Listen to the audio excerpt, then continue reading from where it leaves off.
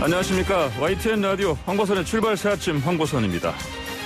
내일이 수능이고 오늘은 예비 소집 있습니다. 코로나19에 입시 추이까지 수험생들에겐 살얼음 판입니다. 방역 수칙과 유의사항 잘 지켜서 시험 무사히 잘 치르기를 바랍니다. 어제 법원의 결정에 따라서 윤석열 검찰총장이 업무 복귀했습니다. 하지만 모레 법무부 징계위원회에서 정직 이상의 중징계 내리면 윤 총장은 다시 대검찰청에 출근하지 못합니다. 어떻게 될까요? 추미애 법무장관이 어제 국무총리와 대통령을 만났습니다. 이른바 추윤 갈등 두 당사자의 동반 또는 순차 사퇴설이 더 자주 들립니다. 현 정권이 24번 부동산 정책을 냈는데 현실엔 부동산 시장엔 잘 넣게들지 않고 있습니다. 서울의 지난달 월세가 감정원 통계 집계 이래 최고치로 올랐습니다.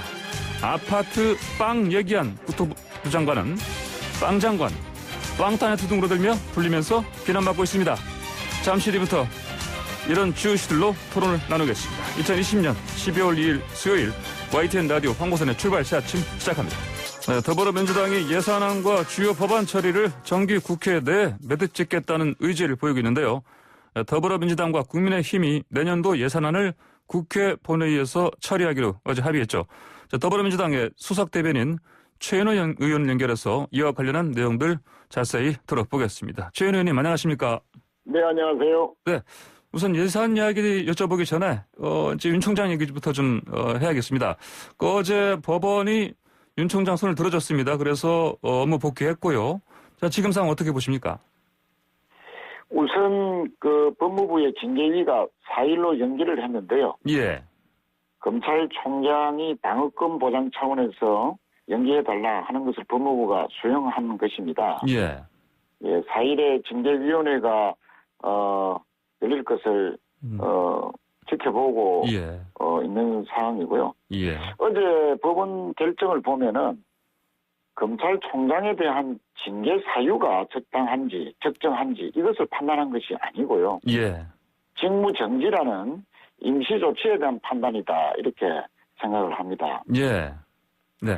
다시 말씀드리면 징계위원회가 결정하기 전에 네. 굳이 직무 배제까지는 할 필요가 없었다 이렇게 판단한 것이라고 보고요. 예. 최근에 판사 사찰 의혹이라든지 또 언론 사주와의 만남 이런 일들은 국민이 바라는 검찰개혁과는 거리가 멀었습니다. 네네. 대단히 실망스럽고 충격적인 일이라고 생각하고요. 4일 열릴 징계위원회가 엄정하게 징계 여부를 심사할 것으로 판단하고 있습니다. 예. 자, 말씀하신 것처럼 이제 징계회의가 원래 오늘 열리다가 4일로 연기됐는데 이제 이 과정에서 보면 이제 법무부 차관이 사의 표명한 거 이것도 작용했지 않았나 이런 또 얘기가 있습니다. 이런 여러 가지 점을 봤을 때 아무래도 그 징계위원회에 또 영향을 미치지 않을까. 또 그리고 이 부분이 또 정부 여당에도 부담이 되지 않을까 이런 얘기가 있습니다. 네, 4일 징계위원회를 지켜보고 판단을 기다리고 있겠습니다. 예, 알겠습니다. 자, 그리고 또 제가 아까 오프닝에서 말씀드렸는데 이제 어제 그 추 장관이 국무총리 만나고 또 예정이 없이 또 대통령을 만났거든요. 이제 이런 상황들 때문에 두 사람이 추윤 갈등의 두 당사자가 뭐 동반 또는 뭐 순차적으로 사퇴하는 거 아니냐 또 이런 얘기가 좀 나오고 있습니다. 어떻게 될까요? 그 부분에 대해서는 네. 전혀 들어본 적이 없습니다. 언론에서는 많이 나오고 있습니다. 네. 예. 예. 예, 전혀 들어본 적이 없습니다. 예, 알겠습니다. 자, 그러면 예산 쪽 여쭤보겠습니다. 이제 어제 여야가 뭐 전격 합의했습니다. 그래서, 이게 이제 법정 시한을 지키는 게 이제 이른바 국회 선진화법 개정 6년 만에 제정 만에 처음이죠. 그렇습니다. 예. 이게 이제 그러면은 내년도 예산안 규모도 어느 정도이고 특히 어떤 부분에 예산을 많이 투입하는 겁니까?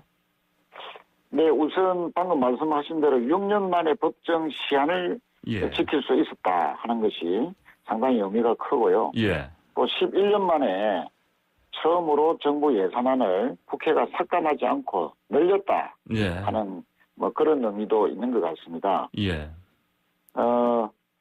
예산이 이렇게 늘어난 가장 큰 이유는 최근에 코로나의 재확산에 따른 또 피해가 집중되는 계층에 대한 예. 긴급 피해 지원금을 예산으로 확보해야 된다는 그런 상황을 감안한 것이고요. 예. 또 내년에 전 국민에게 코로나 백신을 공급하자 하는 차원에서 예. 전 국민 4,400만 명분의 백신을 충분한 예산을 확보해서 예. 미리 대비하자 하는 그 두 가지 상황이 예산으로 정액으로 반영이 됐다 이렇게 보시면 되고요. 예.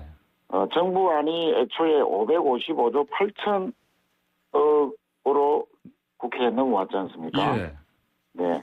결과적으로 2.2조 원이 정액이 돼서 예. 총 558조 규모로 여야가 합의를 본 것이다. 이렇게 말씀드리겠습니다. 예, 예.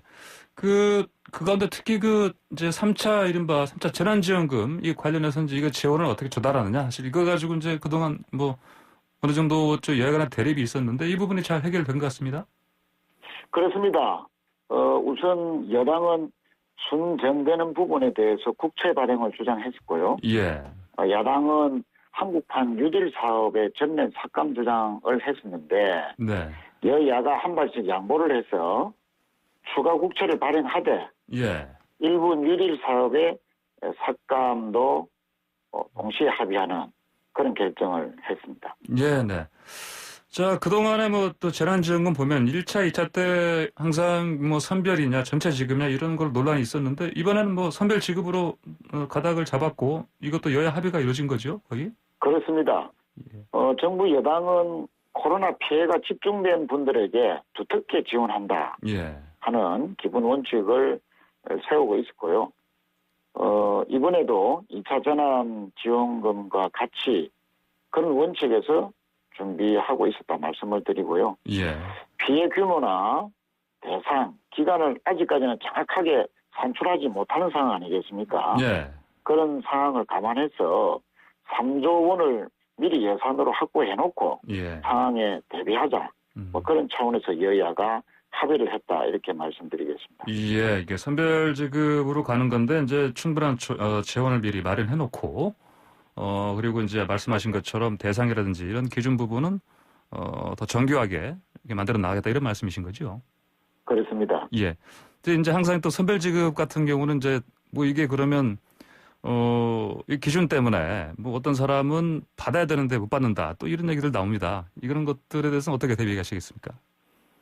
네, 물론 전 국민들에게 지급하자는 주장의 충정을 이해는 하지만 예.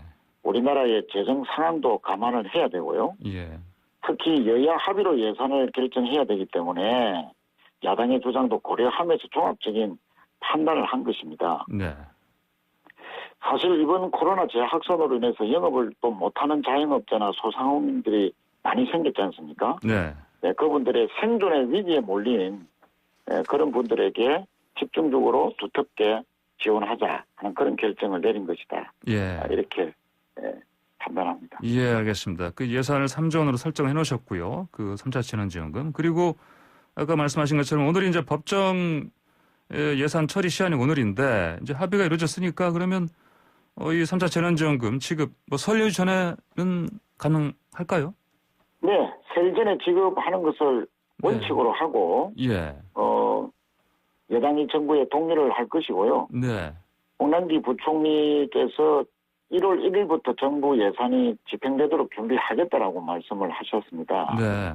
또 지난 2차 재난지원금의 상황을 되돌아보면은 네. 예산을 결정하고 보름 만에 집행이 되었거든요. 예. 네, 그런 점을 고려한다면은 설날 전에 지급하는 것은 충분히 가능할 것이다. 이렇게 보고 있습니다. 네네. 자, 예산안은 여야가 잘 합의를 했는데, 그동안 또 이 민주당이 단독으로 처리, 강행한다, 이런 비판을 받는 법안들이 있었습니다. 사정이 있었겠지만 공수처법을 개정한다. 그리고 국가정보, 원법, 이것도 개정안이 통과됐지 않습니까? 공정상법도, 일단, 이 부분 관련해서는 이제 국민의힘 쪽에서 좀 비판을 좀 거세게 하고 있습니다. 네, 국민의힘에서 예. 이 권력기관 개혁에 대해서 예. 상당히 비판적이고 비협조적인데요. 네. 심지어 50 시대로 돌아가는 거 아니냐. 예. 뭐 이런 그 비난까지 하고 있습니다만 네. 권력기관 개혁은 민주화를 위한 법 개정이다. 예. 또 개혁의 완성의 측면이 있다. 이런 의미가 있는데 예. 독재 시절에 비유하듯이 하는 것은 정말로 이해를 못하겠습니다. 네. 특히 국정원법의 핵심은 국정원의 정치 관여를 금지한 것이거든요. 네. 또 국회가 정부위원회 3분의 2가 요구를 하면은 특정 사안에 대해서 국회에 보고하도록 되어 있습니다. 예. 그러면 국회의 통제를 강화하자는 것인데 이것이 민주적인 조치지 어떻게 국정원이 정치에 관여하고 또 인권을 유린했던 그런 시절로 돌아간다는 말인지 예. 전혀 그 인식 자체가 동의할 수 없는 주장이고요. 예. 앞으로 권력기관에 대한 개혁은 반드시 법으로 완성시켜 나가겠다 하는 말씀을 드리겠습니다. 또 그 공정경제 3법 같은 경우도 이제 이 야당 쪽에서 반발이 심한 상황 아니겠습니까? 네, 일부 합의가 안 되고 있습니다만 예. 저희들은 그동안 경제계를 비롯한 현장의 목소리들을 경청해 왔고 예. 많은 간담회 등으로 소통을 해왔습니다. 네. 그 결과 거의 큰 가닥은 다 잡아놓은 상태고요. 예. 일부 법안은 내일 공청회를 개최할 예정으로 있습니다. 내일 앞으로 예. 내일 공청회를 개최하신다고요? 예. 네네네. 경제 3법과 관련된 일부 법안은 내일 공청회를 개최할 예정이고, 예. 그래서 상임위에서 이번 정기 국회에서는 반드시 통과한다는 각오로 네. 준비에 박차를 가하고 있고, 특히 저희 당이 중점 법안으로 상정해 놓은 여러 법안들은 임시국회가 없다. 네. 12월 달에는 임시국회가 없다 하는 그런 각오로 최선을 다하고 있습니다. 예. 그 공수처법 관련해서요. 공수처장 후보를 이제 2명으로 좁히지를 못했습니다. 그래서 이제 여당에서는 이건 이제 법을 바꿔서 연내에는 공수처 출범을 꼭 해야겠다 이런 상황 입장 아니겠습니까? 그래서 그렇습니다. 예. 야당이 그동안 공수처 출범 법 시행을 5개월 동안 네. 사실상 어기도록 네. 상황을 만들어 놓고 있었지 않습니까? 그래서 법 개정을 하겠다 하니까 공수처장 추천위원회의 위원을 초청은 했지만 예.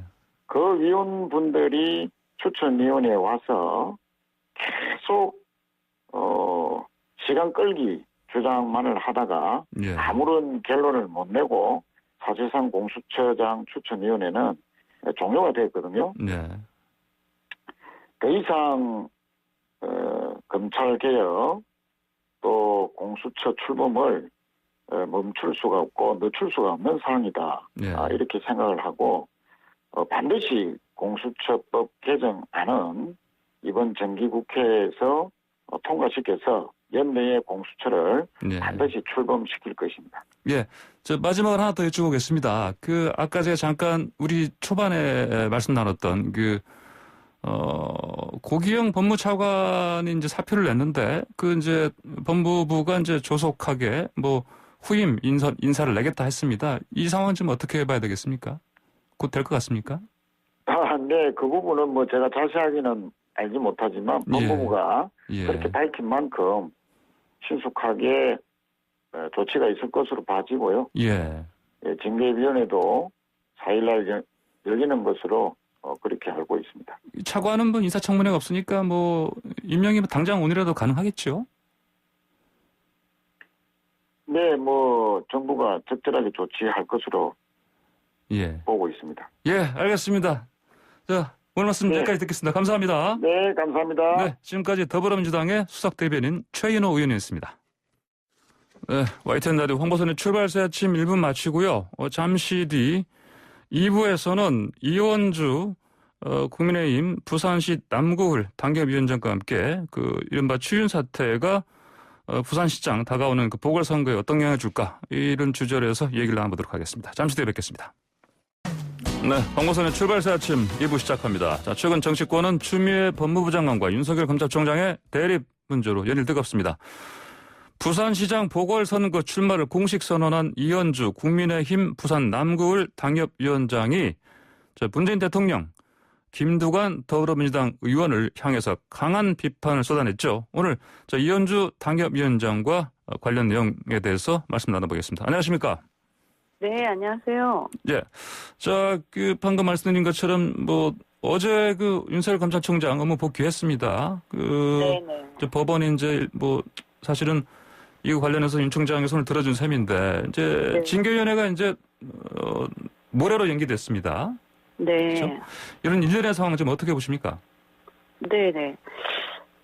이게 원래 우리 헌법 정신에 따라서 검찰 독립을 위해서, 법무부 장관이 이 검찰총장의 임기라든가 인사권을 행사하지 못하게 돼 있습니다. 그런데, 이 살아있는 권력을 향한 검찰 수사, 그러니까 특히 최근에 들어서, 라임 옵티머스 사태라든가 또 네. 탈원전 관련된 그 원전 충돌 사태에 대해서 검찰 칼끝이 향하고 있었는데요. 네. 어떻게 보면 이러한 어떤 직무배제 명령을 통해서 사실상 임기가 부장된 검찰총장의 임기를 무력화시킨다. 그래서 이런 취지에서 법원이 윤석열 총장의 편을 손을 들어준 거죠. 그래서 저는 이러한 부분들은 법무부 장관을 통해서 정권이 검찰 개혁을 사실상 내세우면서 검찰 장악을 시도하고 있다. 그런데 다행히 이번 사태, 감찰위원회에서 있었던 일이라든가 법원의 결정을 보면 검찰 내부의 양심과 자정 능력 그리고 어떻게 그동안 보면 민주주의의 마지막 보루로서의 어떤 법원의 역할 이런 것들이 아직은 우리 사회에서 살아있다는 것을 보여줬다고 평가를 합니다. 예. 이 징계위원회가 이틀 연기된 것 관련해서 그 이후로 추정되는 부분 중에 하나가요. 고기영 법무차관이 사표를 제출했습니다. 근데 이분은 일반적으로 우리가 언론에서 추미애 장관의 측근이다, 추미애 사단이다 이런 식으로 표현을 하지 않습니까? 근데 지난 7월에는 국회 법사위 현안 질의 당시에는 또 이분 관련해서 윤한홍 당시 의원이 질의를 하니까 추미애 장관이 그 이른바 유명한 소설 쓰시네 이런 발언을 했었고요. 이럴 정도의 어떤 그 관심을 집중을 받던 그런 사람인데 이분이 갑자기 사표를 냈습니다. 이거 왜 그렇다고 보십니까? 아마 이분이 제가 알기로는 검찰 징계위원회를 소집하는 차관이니까요. 소집하는 집에 있다라고 알고 있고요. 본인이 아마도 이런 어떤 이 징계위원회 소집에 대해서 못하겠다고 이렇게 의사를 표시를 한 것 같습니다. 왜냐하면 어제 있었던 법원의 결정이라든가 감찰위원회에서 또 감찰위원회 내부에서 어제 보면 이 검찰의 그 보고서에 대한 삭제 논란까지 있지 않았습니까? 이런 것도 굉장히 위험한 상황이고 향후에 이거 잘못 진행을 했을 경우 본인도 직권남용이라든지 이런 것에 이 책임을 질 가능성이 굉장히 높다고 판단한 것 같습니다. 그래서 어쨌든 본인도 검사 출신이니까 검사니까요 현재. 그래서 그 결정문이라든가 이런 것들을 보면 결국에는 지금 이 사태가 우리나라의 민주주의에 대한 파괴 문제 그리고 이 어떤 검찰 독립에 대한 문제 이런 어떤 헌법 정신에 대한 위반의 위험을 지금 내포하고 있다. 그래서 어차피 어제로 사실상의 어떤 사법적 판단은 끝났다고 보기 때문에 여기서 징계위원회 소집을 강행한다던가 또 소집을 하게 되면 아무래도 추미애 장관이나 이 정권의 뜻에 따라서 본인이 행동을 해야 될 수밖에 없는데 거기에 대해서 사실상은 거부의 의사를 표시했다고 보입니다. 자, 그러면 이현주 위원장께서는 그동안 거의 1년 동안 끌어왔던 그 이른바 추위원 갈등 이게 뭐 여론상으로 윤석열 총장 쪽으로 좀 기울었다 이렇게 보십니까? 일단 이제 제일 큰 게 제가 봤을 때는 네. 국민 스트레스가 크다라고 생각을 합니다. 국민 스트레스가 컸다고요? 네네. 이 추미애 장관이 그동안 쭉 보여온 행태들을 보면 사실 별로 이렇게 설득력이 굉장히 약했고요. 예. 어쨌든 법무부 장관은 검찰총장이라든가 개개의 어떤 구체적 사건에 대해서 일일이 이렇게 제동을 걸기가 어렵게 우리 헌법 정신이 이제 보장을 하고 있는데요. 예. 여기에 대해서 지나치게 이제 오바를 해왔고, 여기 이런 사태들을 보면서, 어쨌든 이 국민 스트레스가 굉장히 컸다고 생각을 합니다. 그래서, 어제 뭐 사법적으로 어제 판단이 됐던 거니까요. 일단은 어쨌든 윤석열 총장의 대승이다라고까지 표현하기는 좀 그렇습니다만, 하여튼 달리 얘기한다면 추미애 장관, 이제는 정치적으로 대패를 했고, 물러날 때가 됐다고 봅니다. 예. 자, 최근에 그 추미애 장관을 응원한다 이렇게 얘기한 더불어민주당 김두관 의원을 향해서 일가를 하셨습니다. 특히 대통령 병에 걸려서 국민의 뜻을 왜곡한다 이렇게 얘기하셨는데 어떤 의미입니까? 네. 김두관 의원께서 국민과 함께 추미애 장관을 응원한다 이렇게 말씀하셨거든요. 그래서 그 국민이 어느 국민이냐? 추미애 장관을 맹목적으로 지지하는 친문만이 국민이란 말이냐 이런 얘기를 제가 했고요. 그래서 이 과거에 보면 김두관 의원이 리틀 노무현이라고 불릴 정도로 어떻게 보면 우리 노무현 정신 이런 것들에 대해서 이렇게 상당히 좀 잘 지키는 사람이다 이런 어떤 뉘앙스들이 있었는데 그 정신이라는 게 다른 것보다도 민주주의를 수호하겠다는 정신 아니겠습니까? 그게 정권이 바뀌면서 달라질 수는 없는 거거든요. 그래서 이러한 부분들을 보면 근데 왜 이렇게 무리를 하느냐. 결국에는 민주당 내부의 사정을 보면 이 친문 세력들에게 잘 보이게 되면 경선에서 거의 이기는 그런 구조고요. 그렇다면 이제 특히나 민주당 쪽에서는 그동안 이제 호남 같은 경우에는 이제 잡은 물고기다 이런 인식들이 있다 보니까 그리고 TK 쪽은 잘 안 움직이고 민심이 그러니까 TK나 이제 충청도를 공략함으로써 대선에서의 주자가 이제 승리하는 이런 전략을 취해왔습니다. 그래서 PK 주자가 지금은 조국이라든가 김경수가 지금 정치적으로 다 힘들어진 상태이기 때문에 유일하게 자기가 남아있는 PK 주자가 될 수 있다 이렇게 생각하신 게 아니냐. 그래서 너무 거기에 매몰되다 보니까 대통령병에 걸려서 국민의 뜻을 왜곡하고 이런 무리한 얘기를 친문 세력을 향해서 이렇게 구애를 한 것이다 이렇게 제가 평가를 했습니다. 네네. 자, 이현주 전 의원께서 SNS에 퇴임 후가 두려운가요? 라는 제목으로 문재인 대통령을 향해서 글을 남기셨습니다. 내용, SNS에 어떤 쓰신 이유, 핵심적인 게 뭡니까? 네, 지금 이제 공수처에 대한 무리한 추진도 그렇고요.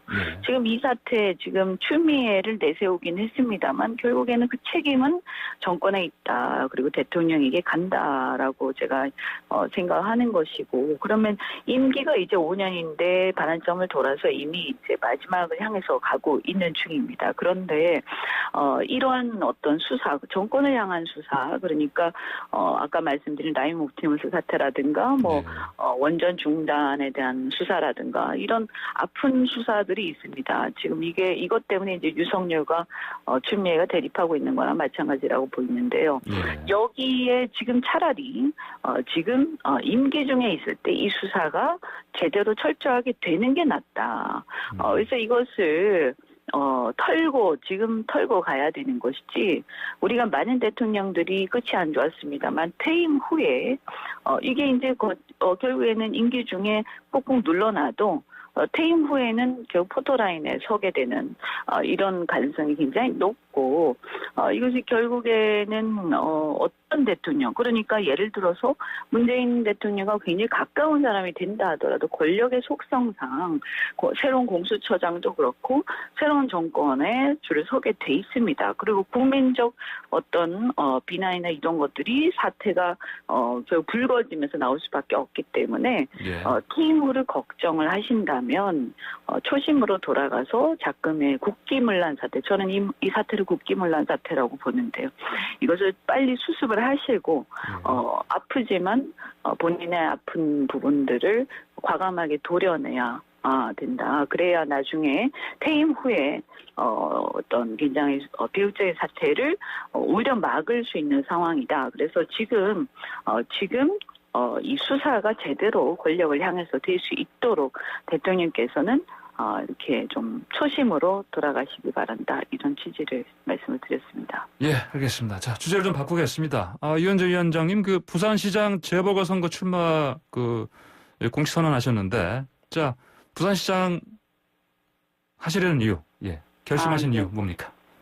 네, 제가 여기 와서 이렇게 보니까 부산 와서 보니까요. 예. 부산이 너무나 경제적으로도 그렇고 고향이 너무나 이렇게 죽어가고 있다. 네. 물론 우리나라 전체적으로 지금 경제가 많이 어렵습니다. 근데 특히나 어렵고 일자리도 없어져 가는데 예.